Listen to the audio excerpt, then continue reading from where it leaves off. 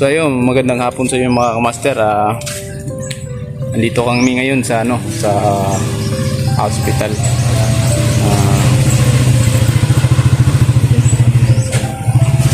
Ngayong araw na to mga kamaster ngayon lalabas si Sarge.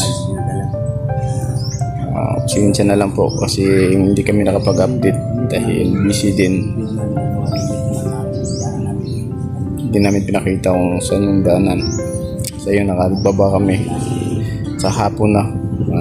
Papalabasin nga pala si Sarge ngayon mga kamaster dahil dahil walang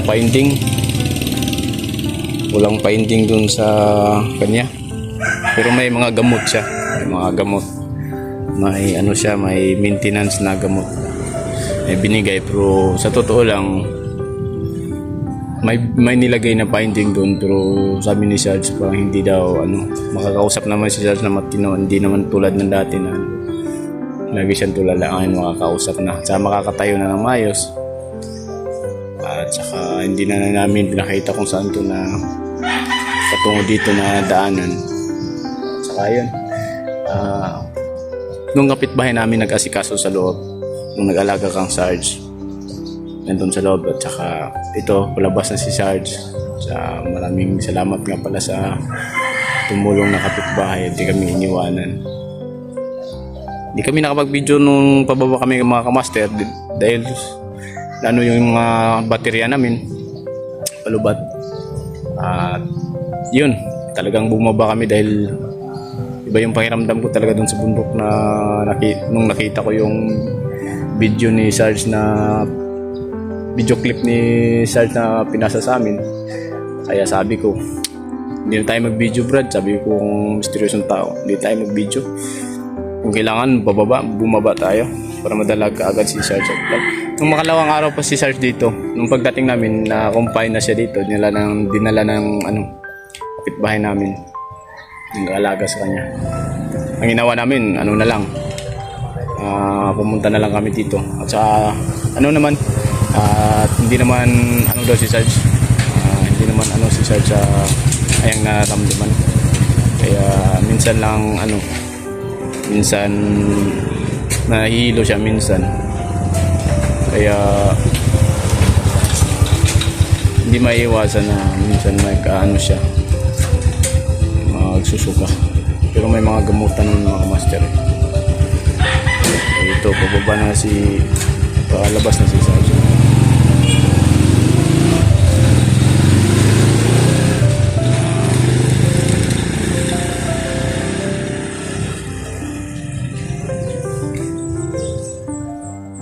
Ayun, pinalabas na si Sarge. At saka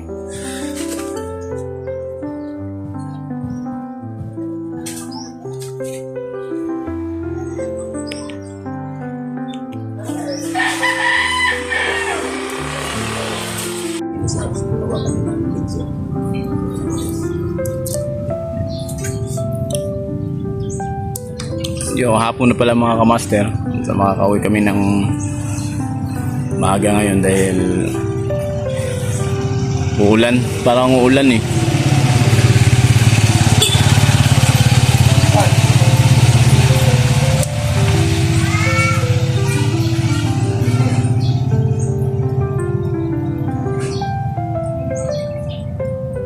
yun mga master, may nakakilala sa atin. Saka uwi natin mamaya, siguro bukas dadali natin yung sa popularyo. Pwede Kasi wala kasing trending sa doktor. pwede. Rin ako kasi gusto niya ng buko na may ginagawa yung marami siyang nakitang sa tawa ni Sarge.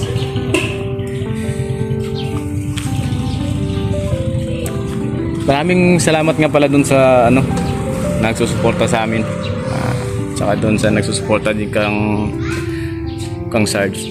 Maraming salamat, nandyan kayo lagi. Ito hapon na palabas si Sarge, at kailangan naming kailangan namin ano dito sa ospital. Konting mga detalye.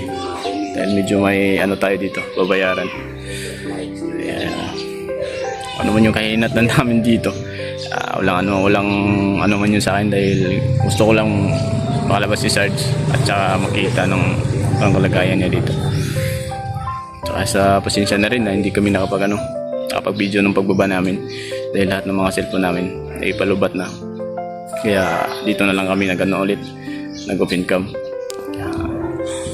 Hindi kasi masasabi kung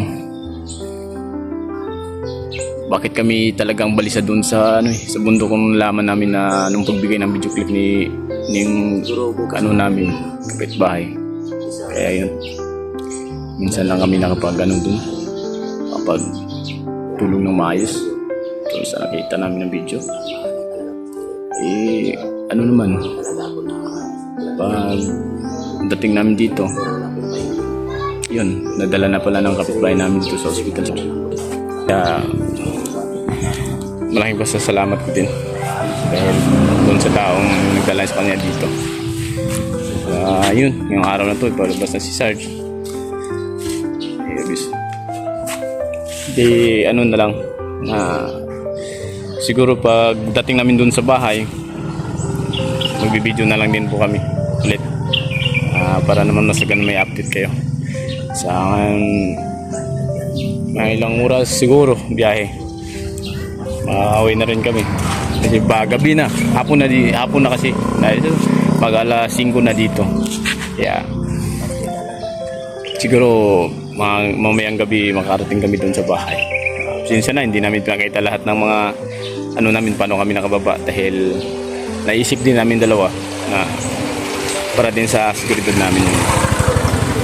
Kaya yun, salamat sa mga solid natin supporter dyan na hindi tayo iniwanan.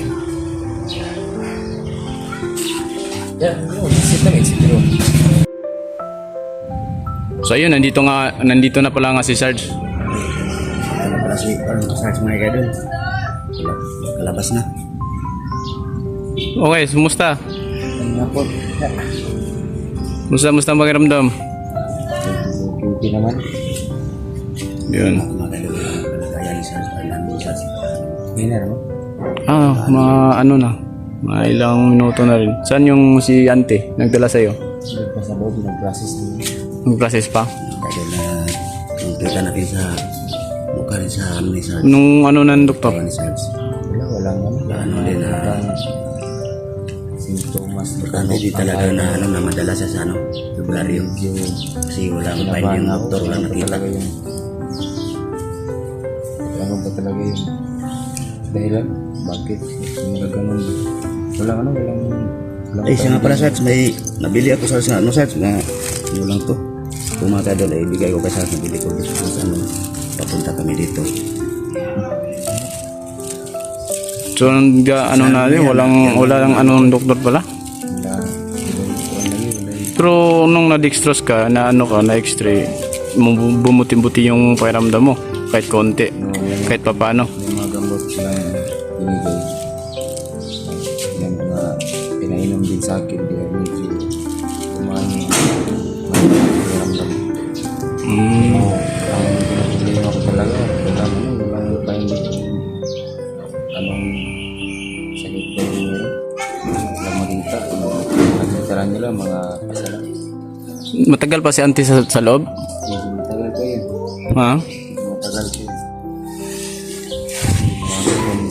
Siguro Marami siyang nilapitan na para pwedeng hinga ng tulong dun sa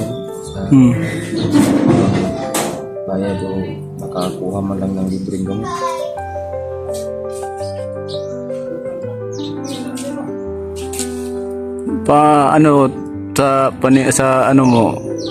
Albularyo tayo?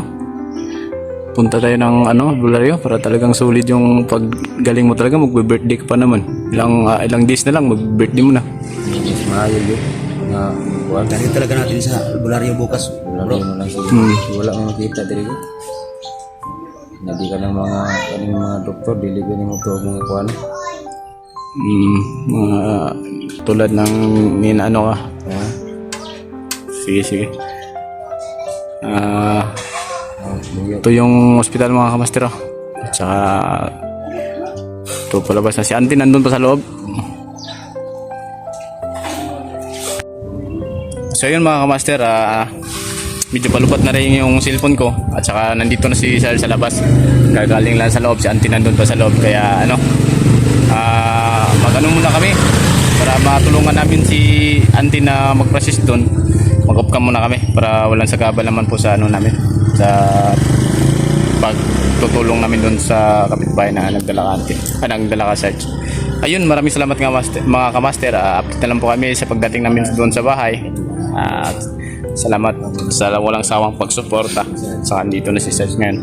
Medyo maputla pa lang yung niya, pero may pa siya. May karamdaman pa talaga. Kaya naisipan namin siguro na doon na lang siguro sa manggagamot na talagang bihasa doon sa aming lugar.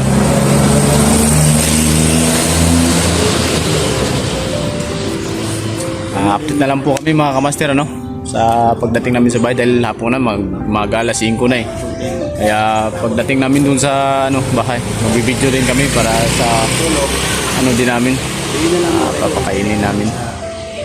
Papakainin namin sa kanya para hindi naman yung si Sarge, hindi naman sa siguro gulay guro mga kamaster gulay o isda, ganun siguro dapat para yung katawan niya mabilis pero dadalhin namin siya sa manggagamot talaga.